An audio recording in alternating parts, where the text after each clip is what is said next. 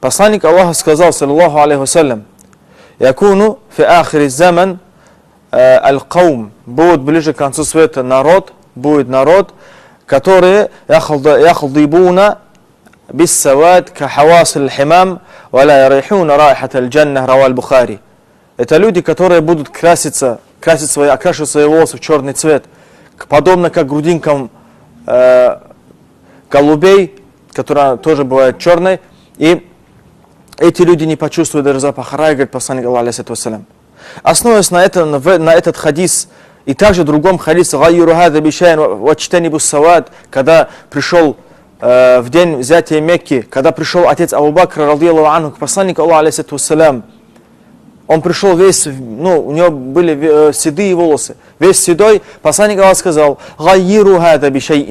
поменяйте ему цвет, однако остерегайтесь черного цвета, говорил посланник Аллаха, алейхиссалату вассалям. Основываясь на эти несколько хадисов, но и те, которые, конечно, есть во множествах преданий, большинство ученых, джумхур уляма, говорят, что окрашивание в черный цвет является запретным.